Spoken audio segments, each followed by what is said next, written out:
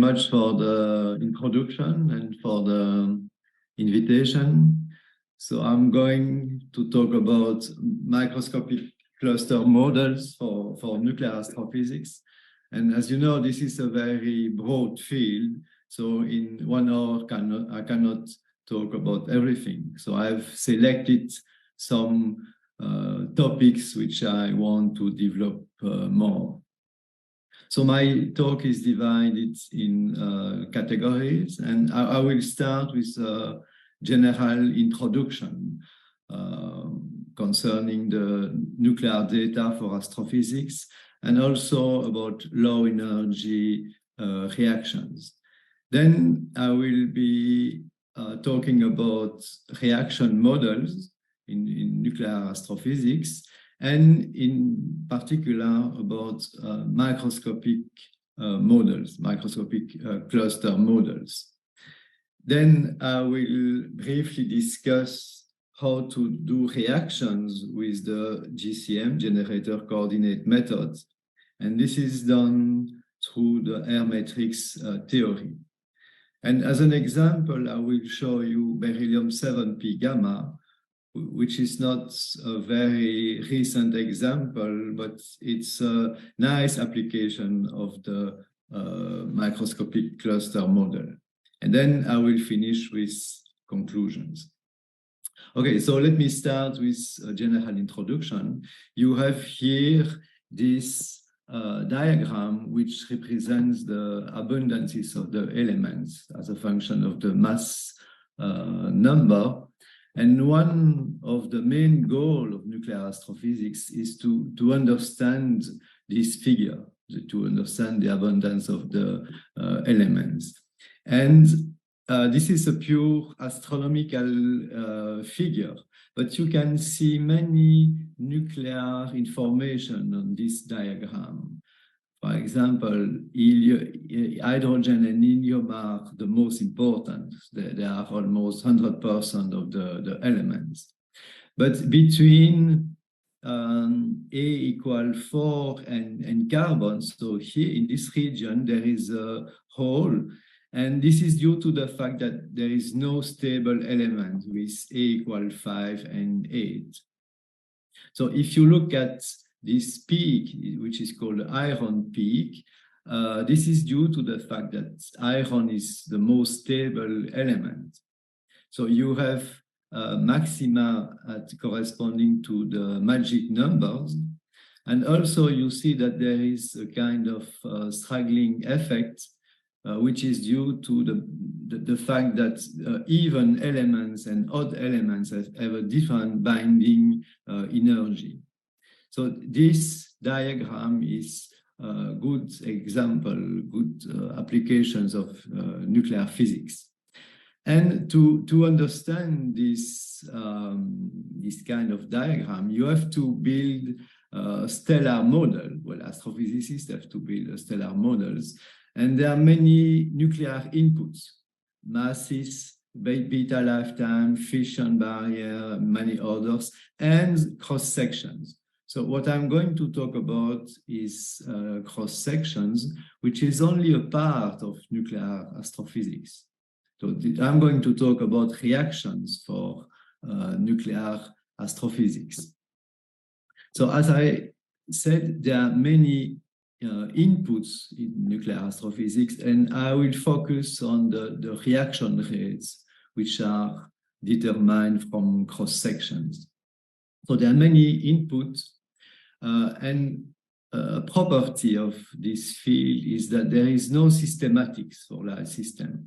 When you change from one reaction to another, you cannot apply the same property. There is no systematic, which is making complication, but also it's sometimes a nice thing.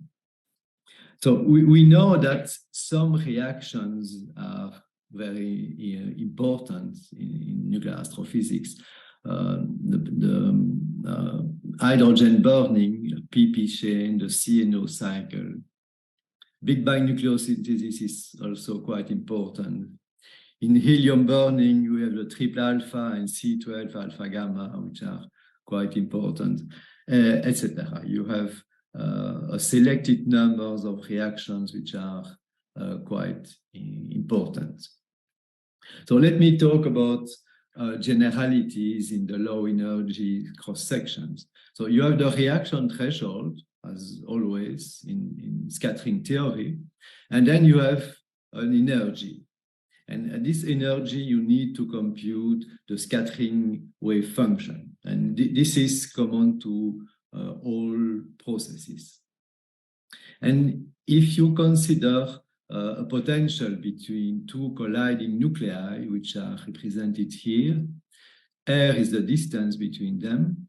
So the potential is attractive due to the nuclear force at short distances, and repulsive due to the Coulomb interaction at large distances. And you have to compare the scattering energies with the Coulomb barrier. VB is the Coulomb barrier, and this red line here corresponds to the astrophysics regime, which is also known as the Gamow peak in energy. This means that we are always at energies below the Coulomb barrier, and reactions of astrophysical interest are therefore dominated by this Coulomb effect. And the parameter which determines the Coulomb effect is called the Sommerfeld parameter. This is a dimensionless parameter which is defined by the product of the charge divided by h bar v, where v is the velocity. Of course, if one of the nuclei is a neutron, eta equals 0. And if you are at low energies, then v is small and eta is large. So you expect the Coulomb effect to be important. The Coulomb functions depends on this eta and on x, which is the distance between the colliding nuclei. And at low energies, you may factorize the energy dependence. So you have this factor exponential minus pi eta, and for the irregular function, exponential pi eta. So this means that at the end, you have a strong energy dependence, which is exponential 2 pi eta. And if you take realistic cases, I will show you some examples, you will see that this exponential 2 pi eta varies very rapidly with energy, at least at low energy. You also have to consider the angular momentum dependence. If you consider L different from 0, you have an additional centrifugal barrier here, which still increases the Coulomb barrier.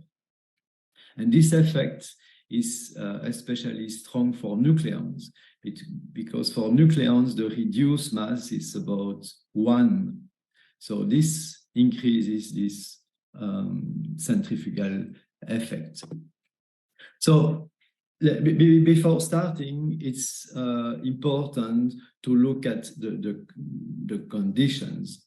So here I repeat the potential with the height of the Coulomb barrier, and you can estimate the Coulomb barrier with this formula. A1, A2 are the masses of the colliding nuclei, and if the energy is above the Coulomb barrier, you expect this Coulomb effect to be smaller and smaller when the energy increases. But if you are below the Coulomb barrier, then these Coulomb effects are important. And it means that the cross-section is small at low energies. And then you should compare this energy with the excitation energy in the compound nucleus. I take here just an example, which is neon 20 with the reaction fluorine plus P. So the threshold, the proton threshold in neon 20 is here. So if you consider an energy here, you see that you are in a region with many resonances. So this is a general question that you have to ask yourself before starting working on a reaction. So what is the level density? Are there resonances? Are there many open channels? So these are general questions that you may address. And an example here, first example with helium-3 plus helium-4. So the Coulomb barrier is about 1.5 MeV. And well, astrophysical energies are typically here below the Coulomb barrier. And you can see, if you look at the compound nucleus beryllium-7, there is no resonance here.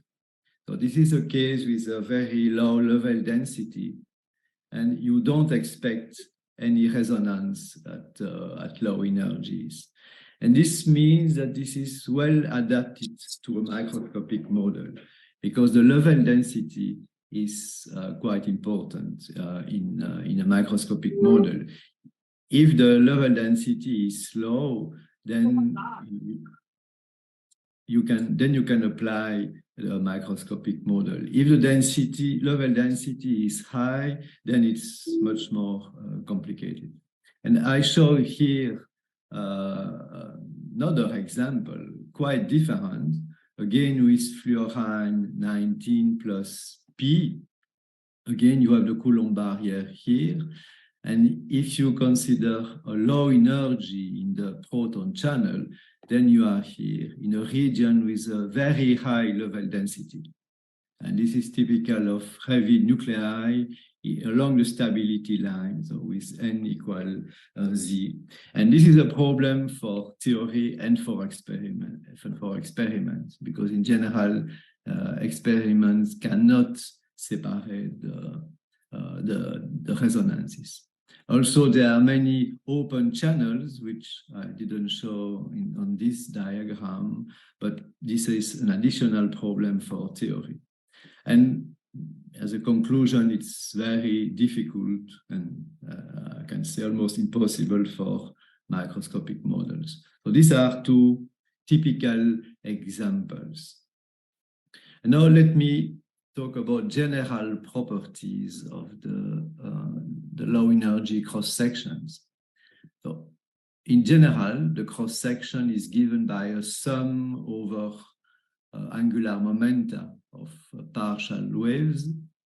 And we have seen that the Coulomb effects are important. And the penetration factor due to Coulomb is given by this formula, where F and G are the Coulomb functions, and A is a typical radius. For example, the sum of the radii or the radius of the Coulomb barrier. And this penetration factor determines the energy dependence of the cross-section. And you have here an example with the reaction D plus D.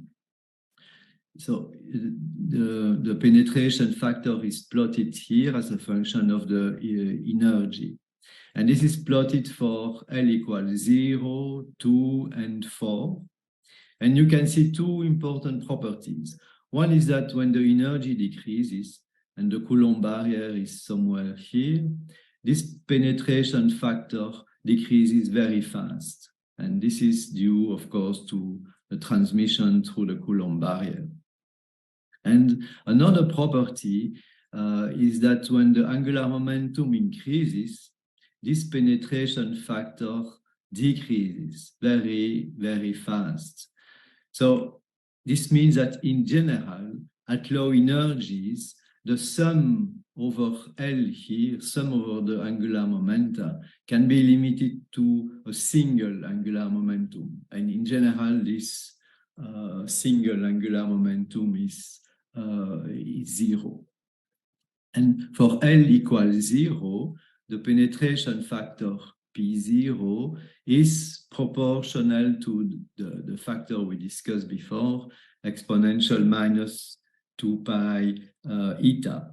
And this is the reason why in astrophysics it's very common to use not the cross-section, but the astrophysical S factor, which is simply the cross-section multiplied by this factor. Then you remove the main part of the energy dependence, and this S factor is sensitive to nuclear effects. And an approximation which is often done, at least for non-resonant reactions, is that this S factor is constant. So if you assume that it's a constant S0, then you can determine the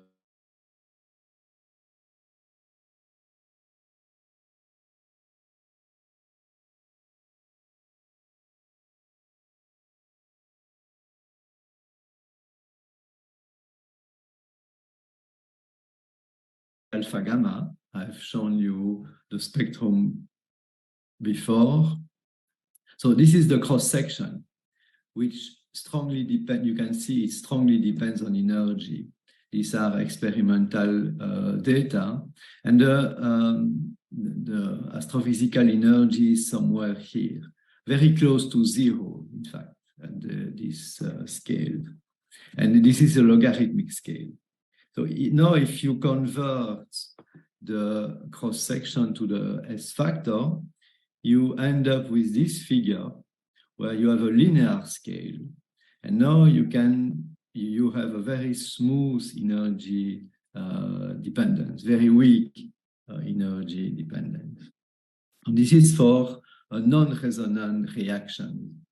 And now let me show you some example with resonances. One is beryllium-7p gamma. The S factor is given here. It's almost constant, which is this part is due to the non-resonant.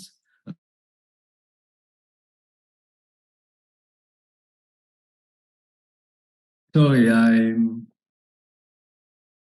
have some technical problems at home. Recording in progress.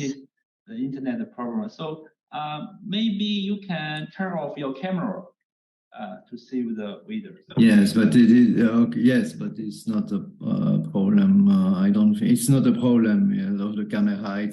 But I don't know why there are problem at home. I've changed the connection, so maybe I can continue.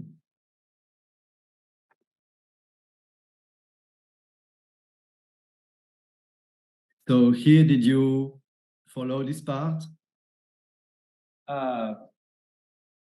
Previous slide. Let me see. Yeah. Okay. This slide. So, sorry for this technical problems. So this is an example of reactions involving a resonance, and another example here. It's here C12p gamma. And you have here the spectrum of nitrogen-13. And at first sight, the two spectra look very similar. There is one isolated resonance above the threshold. But in fact, if you look at the angular momenta, it's different. So here, the angular momentum of the resonance is L equal 1. So the resonant angular momentum is 1. And here, this 1/2 plus resonance corresponds to an angular momentum 0. So it means that the effects of this resonance here extends in a broad interval. And if you know the properties of the resonance, so the width, the spin, the energy, then you can determine the S factor with the Breit-Wigner parametrization. So this is not true in beryllium-7p gamma, where the resonant and non-resonant contributions must be summed. So this is a summary of the different situations. There are essentially 3 categories in nuclear astrophysics: transfer cross-sections, which arise from the strong interaction, capture cross sections, so typically P gamma or alpha gamma, and these arise from the electromagnetic interaction. So this corresponds to lower cross sections, and there are also one or two cases of weak capture reactions. The most important, of course, is PP, which is the first reaction in the PP chain. There is also some interest for helium-3p, which has a very small cross-section, but it emits high-energy neutrinos, which can be observed on Earth. And to illustrate the difference between transfer and capture cross-sections, you have here the S factor for two reactions, lithium-6p alpha and lithium-6p gamma. So the entrance channel is the same, but the exit channel is different. One is gamma and the other is alpha. And you can see there is about 10 to the 4, 10 to the 5 ratio between the two. And this is the typical ratio between the electromagnetic and the strong interaction. So in practice, if the alpha channel is open, the gamma channel is negligible. So there are very few systems where we know both channels, and lithium-6p is one of these systems. So let me talk more about the different reaction models used in nuclear astrophysics. So if you have a theoretical point of view, then you compute the cross sections. And the application of the theory in the experimental point of view is rather to fit data and then to extrapolate them to low energies. So for calculations, I would say there are two kinds of calculations. Either you neglect the structure of the nuclei, and this is a non-microscopic approach, or you use a microscopic approach where the structure of the nuclei is included. So in the non-microscopic, you have the well-known potential model, which is simple and widely used, or DWBA for transfer reactions.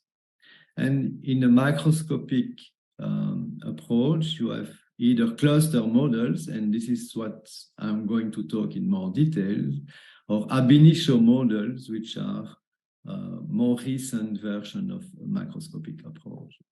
And then the alternative is to use a theory for fits to extrapolate the existing data, and then essentially this is the R matrix which is used. So the different models are summarized here. The potential model is based on the potential between the two colliding nuclei. You neglect the internal structure. And in microscopic cluster model, you include the structure of the colliding nuclei, and these are defined by wave functions phi1 and phi2. And you assume that the total wave function of the system is given by this product with an antisymmetrization operator and a relative function. This is known as the RGM method. And the Hamiltonian of this system is, of course, microscopic. It involves a kinetic energy part and a potential parts. And now there are some ab initio calculations. And the main difference is that the cluster approximation is not used. The cluster approximation makes the calculation simpler. And but of course they can it's easier to study reactions than in ab initio models. And there are several versions of ab initio model. And another advantage of this ab initio is that they can use realistic nucleon-nucleon interaction, in contrast with cluster model where you have to use effective nucleon-nucleon interaction, which are adapted to the model. So a few words about the potential model. So as I said, the internal structure is neglected, and the main advantage is the simplicity. All calculations are rather simple. But of course, there are limitations. You cannot apply to transfer reactions because in transfer, the internal structure plays a role. You don't know how to choose the potentials in general. And also you can not apply if reaction channels are open. And I take an example here with the oxygen 16 nucleus. You have here the alpha threshold and here the proton threshold. So if you want to compute nitrogen 15p gamma, you cannot choose a potential model because the alpha channel is open, and then this is in contrast with the assumption of the potential model. So now let me talk a little more about microscopic models. So in a microscopic model, the wave function is completely antisymmetric. So it means that if you consider the exchange of two nucleons, then you recover the wave function with a minus sign. And this depends on all nucleon coordinates. So in general, it's a complicated many-body problem. And the Hamiltonian is given by kinetic energy parts and nucleon-nucleon interaction. And this nucleon-nucleon interaction contains a nuclear part and a Coulomb part. And I put this term here in gray because in general it's neglected. This comes from the three-body interaction. In cluster models, this term is neglected. So the advantage is that there is no parameter. So you have a rather strong predictive power. You can describe spectroscopy and scattering with the same model, the same approximation. But of course, there are problems. One is that we don't know exactly what is the nuclear interaction. So we use effective nucleon-nucleon interactions, which are adapted to the model. If you have an heavy system, then the Schrödinger equation contains many terms, so it's very difficult to solve exactly. And also, this may be difficult to apply to scattering states. And this is why there are various models which try to solve the microscopic Schrödinger equation, the shell model, but this is difficult to apply to scattering, FMD or AMD. And what I'm using essentially are cluster models. And this method, the RGM, is not new, of course. It was developed in 1960 or something, in the 60s. But of course, there are more and more difficult applications which can be considered now. So the origin of the cluster model is from the alpha particle. So we know that the alpha particle is a strongly bound nucleus. So it keeps its identity in the nucleus. And a typical example is the beryllium-8 nucleus, which is approximated as 2 alpha particles. So this is the cluster approximation. So the total wave function of this system, here beryllium-8, is the product of 2 alpha internal wave functions, which are inputs and which are described in the shell model. G is the functions to be determined, and A, here is the antisymmetrization operator. And this is a full antisymmetrization operator, not only inside the alpha particle, but also between the alpha particle. So this describes spectroscopy and reactions. This is the resonating group methods, or RGM, where the relative functions here is determined from some integral differential equation. So the problem with the RGM is it's not systematic. So the RGM is replaced by the generator coordinate method. And I will say a little more about the GCM. And I will show you that it's completely equivalent. So the idea of the GCM, generator coordinate method, is to introduce capital R, which is called the generator coordinate, and is different from rho. Rho is the physical relative coordinate. And this generator coordinate is a distance between the two centers.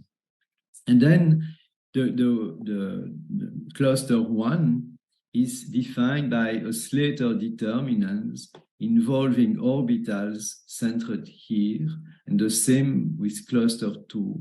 It's a Slater determinants with orbitals here. And then if you consider a two-cluster basis states, then you have a Slater determinant involving all orbitals. And you can easily show that this Slater determinant is simply an antisymmetric product of the internal functions times these Gaussian functions. So rho is the relative coordinates and R is the generator coordinate. And of course, this must be projected on angular momentum. So the calculation of projected matrix elements is given here. So this is an integral involving the angle between the two Slater determinants of this non-projected matrix element. So there are always two steps in this kind of calculation. The first step is the non-projected matrix element. This is done with Slater determinants, and you have three types of matrix element. The simplest is the overlap. These are Slater determinants between orbitals. One body term, for example, kinetic energy or radius, this involves double sums over the orbitals. And the most complicated part and the most time-consuming is the two-body interaction, because this involves quadruple sums. So if you have heavy nuclei, for example, calcium or heavier, then you have many orbitals, and these quadruple sums are quite time-consuming. And then you project this matrix element over angular momentum. And when you have a two-cluster system, it's rather simple because it's a one-dimensional integral, which is done numerically.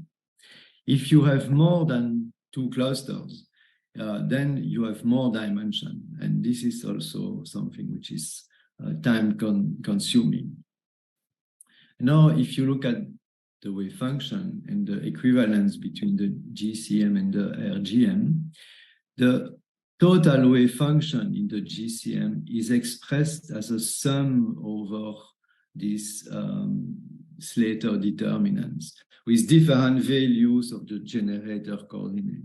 And typically, it's about 10 Gaussian functions. And this coefficient F here is the generator function. And this generator function determines the relative function here. So this is the GCM definition, and here the RGM. And both are equivalent. So in the GCM, the relative function is expanded over Gaussians. And for bound states, you solve the standard variational problems. So you compute matrix elements of the Hamiltonian, of the overlap, and then you get the coefficients here and the energy as the eigenvalues. But you immediately see a problem for scattering. At large distances, this function here is Gaussian. And this is not appropriate for scattering states. So we have to use something to correct this behavior. And this is the Air matrix. And I will talk about the Air matrix in a moment. Just to show you that there are extensions of what I've shown until now. I've shown the simplest example of 2 clusters, but you can consider 3 clusters or even more. And then one of the colliding nuclei is described itself by a cluster structure. And a typical example is beryllium-7 plus P, where beryllium-7 is described by alpha plus helium-3. So at the end, you have a 3 cluster systems. You may also involve P or SD orbitals. I've shown you the examples of alpha plus alpha, which is very simple, but you can consider heavier systems. And an example here with calcium-39. And what is also important is to include excitations of the nuclei. So you had the total wave function like this. So you improve the wave function. You can also consider inelastic scattering or transfer. And examples are given here. You can investigate fluorine 18P alpha if you combine 2 cluster structures. Another application which has done in the past is to combine alpha carbon with proton and neutron channels. Then you can investigate the isospin mixing. So as I said, this GCM has the GCM wave functions have a Gaussian asymptotic behavior.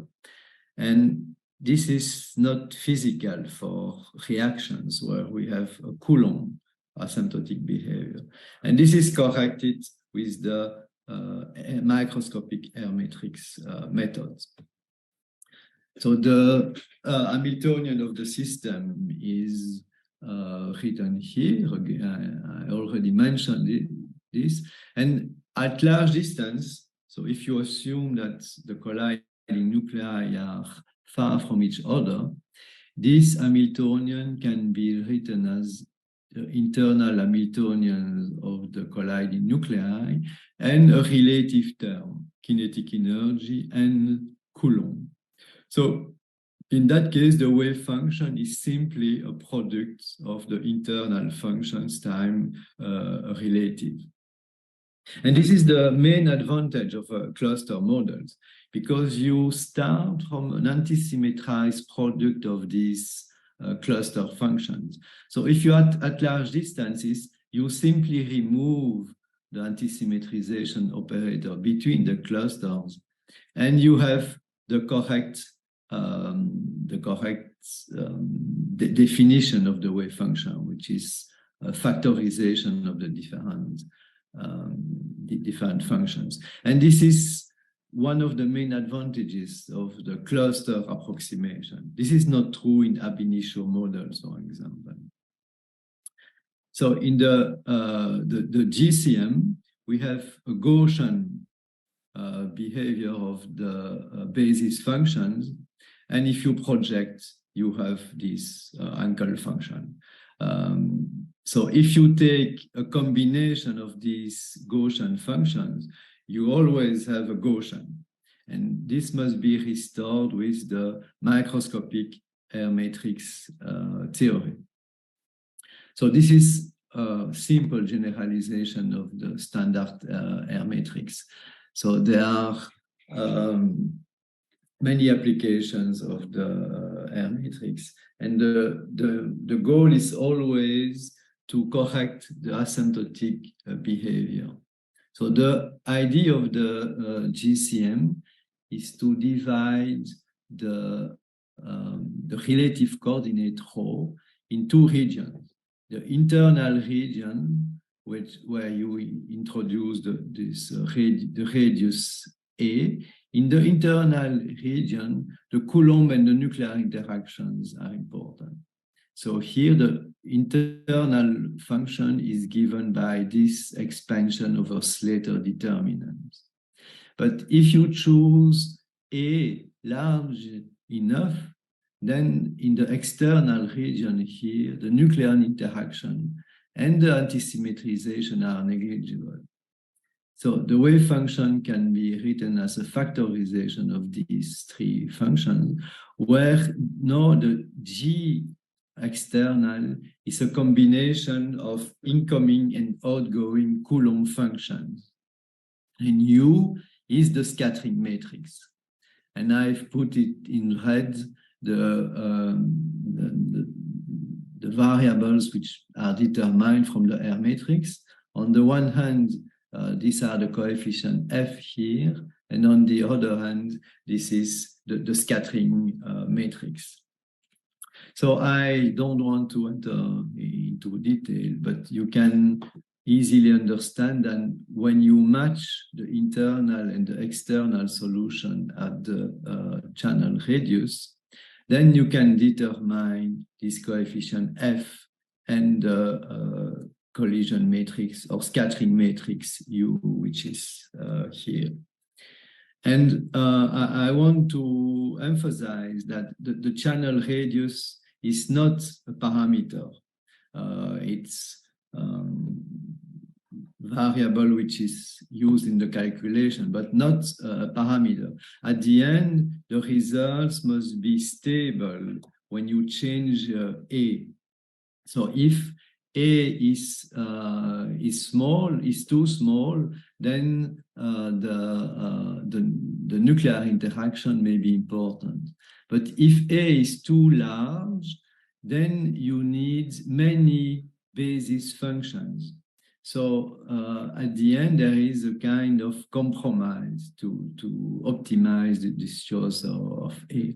And the stability with the channel radius and with the number of basis functions is a very good test of the model. At the end, the cross sections must be independent of the channel radius and on the number of basis functions. So I take a typical example as beryllium-7p gamma, which is already an old calculation, but it's a nice application of the cluster model. So this reaction is known to be important in for the solar neutrino problem. And well, in the 90s and in the year 2000, there were many experiments, either direct or indirect with, for example, the Coulomb breakup. And this reaction is very special because the boron 8 is very weakly bound. It's 137 keV. So the capture is called external, and it's very sensitive to the long-range parts of the wave functions. And as I discussed before, the cross-section in this region here, the astrophysical region, cannot be measured because it's too small. So measurements are available here. And the problem is to extrapolate those data in the stellar region here.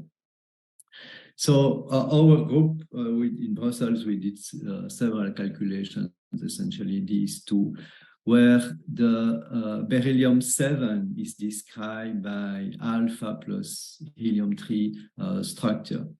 And we also consider the exchange of helium-3 and protons. So the lithium-5 plus helium-3 channel was introduced.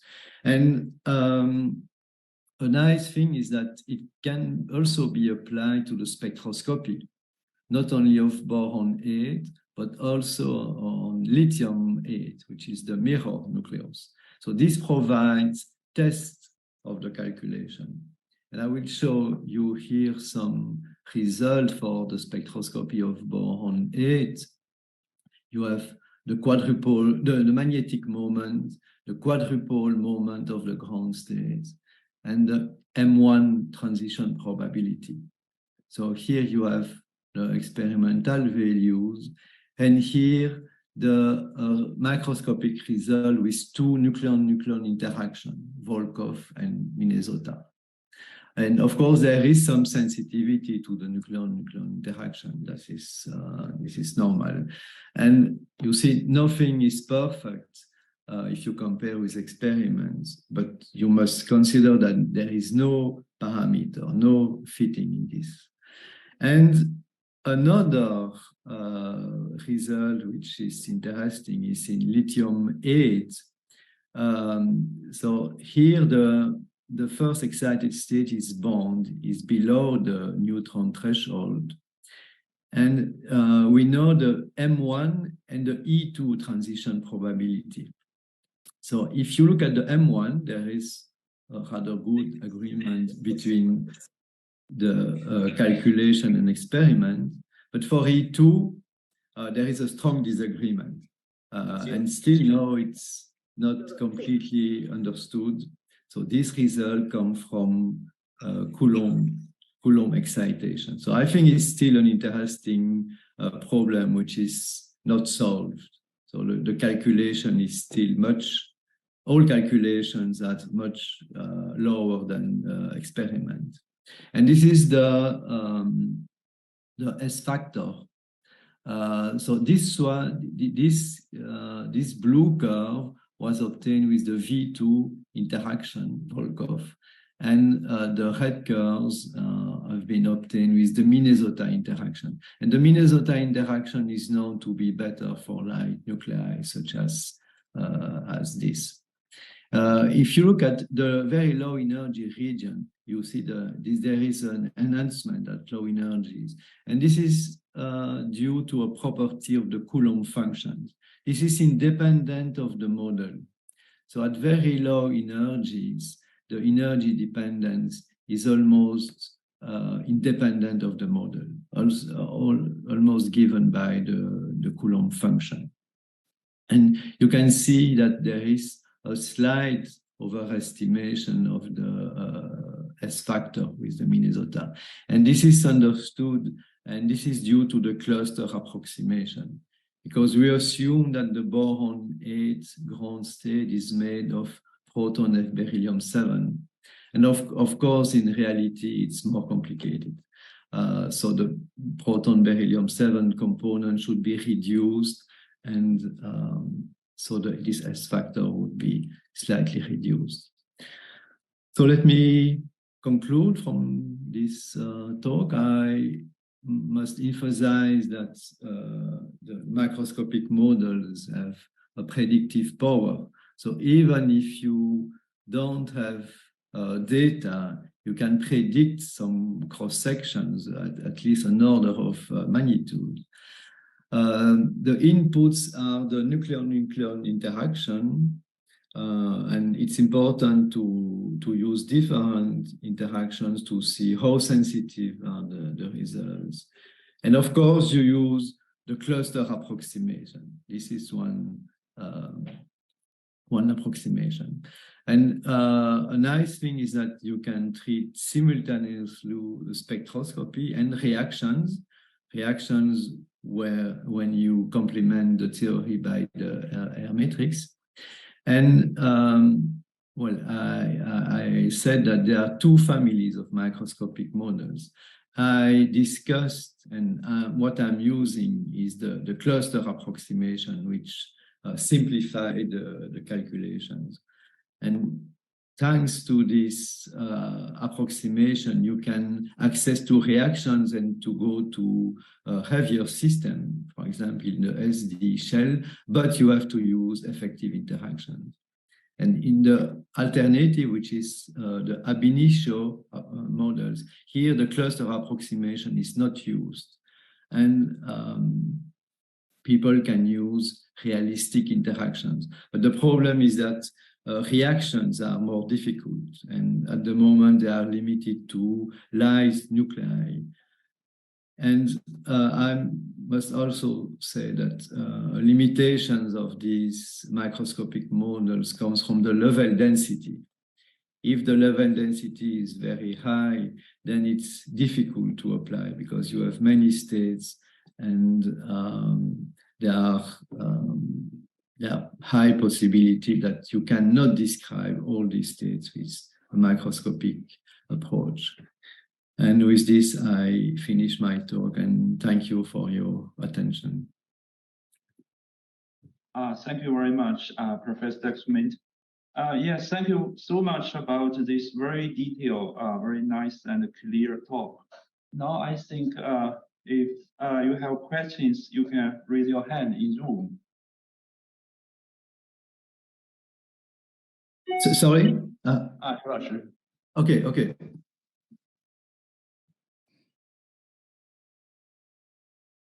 刘老师好，听得见我说话吗？可以。现在是我的问题吗 Okay, so you can ask the questions, Professor Liu. Okay, Pierre, this is VP Liu from Beijing. Yes, hello. So you have done a very good job for calculating Beryllium-7 P gamma. So I'm quite curious that if your approach can be extended to alpha gamma and alpha N reaction, because recently we have measured underground carbon-13 alpha N with very high precision, and also we are now gradually trying to make such an approach for carbon-12 alpha gamma oxygen 16 reaction.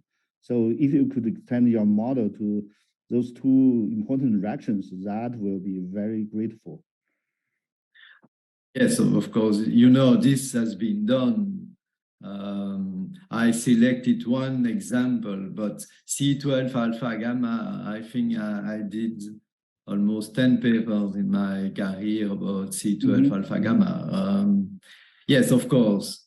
And also carbon-13 alpha N is important and can be done. And these calculations were done in the past. Maybe they can be improved with your data. This could be nice. But yes, the reactions involving alpha particles are typical examples of cluster models. Because okay, thank you. In ab initio models, a reaction like alpha plus carbon-12 is extremely difficult. It's not possible at the moment. But with the cluster approximations, it's much simpler. So I will contact you by email and will provide data. So yes, it's fine that you can have collaboration with us for theoretical calculations, and that will be very nice. Okay, sure. Yes, thanks. Okay, thank you.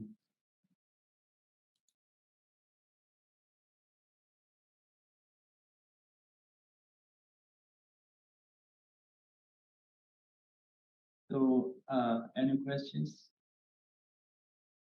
So I have Han老师, please. Can you hear me? Yes. Hello, Pierre. This is Pang from Beijing University. Yes, hello. Thank you for this talk. I have a question. You said that you use nucleon-nucleon interaction in your calculations, and I just wonder, are you able to include the absorption in the interaction? Because, for example, the optical model potential. No. Absorption must be treated exactly. Absorption is due to open channels. So in cluster models, if there is absorption, you must introduce open channels. So you don't change the nucleon-nucleon interaction. Okay. Okay, so then, how to say, then that means that in your model, you cannot include, for example, transfer reaction or some some other reaction channels. Yes, this can be done, but okay, let me show you.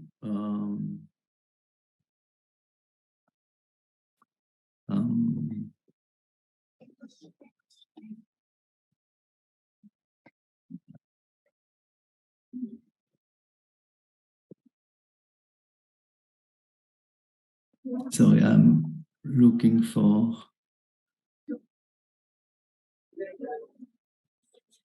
Yes, do you see my screen?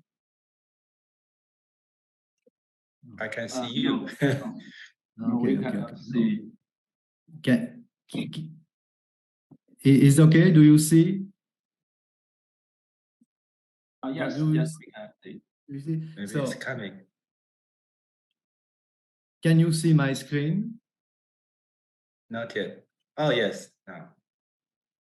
So what you are talking about is this extension.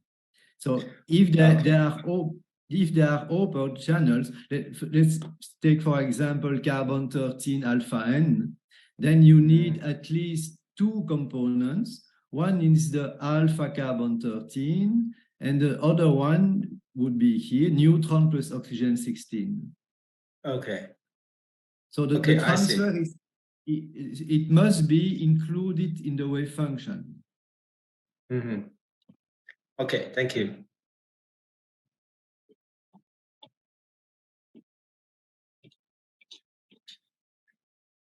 So, any questions?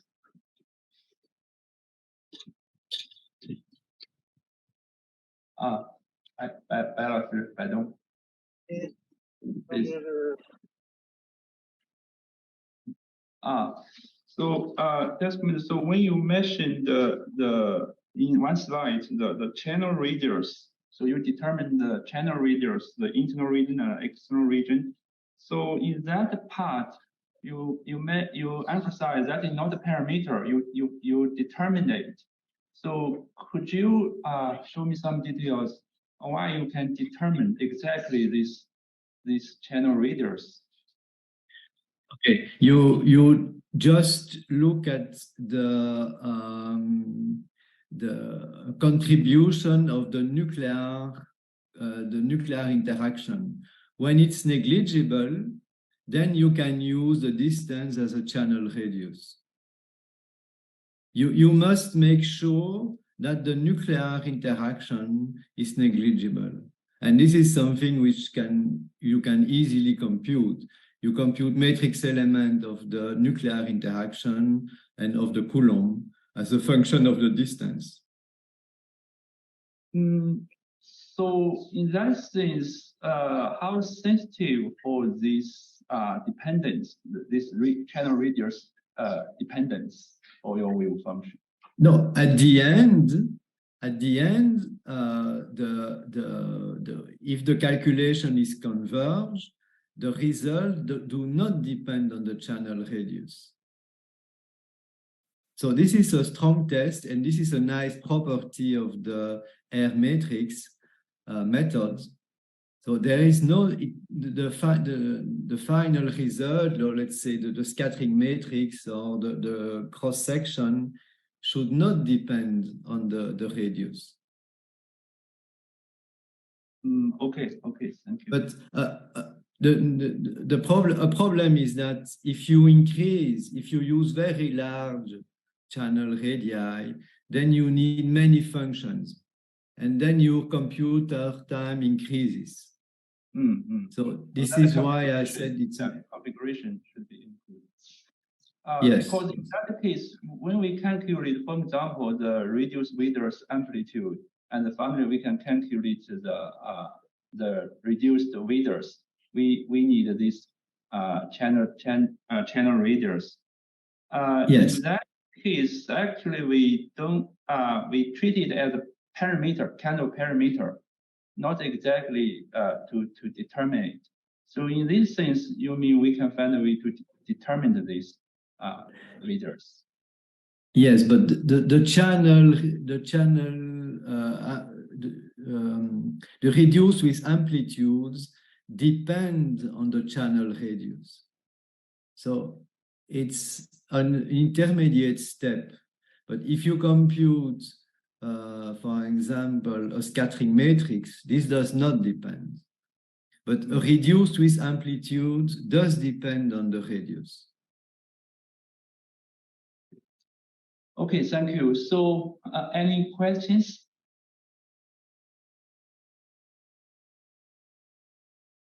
Okay, maybe I think it's time to say goodbye. So thanks again for your very nice talk.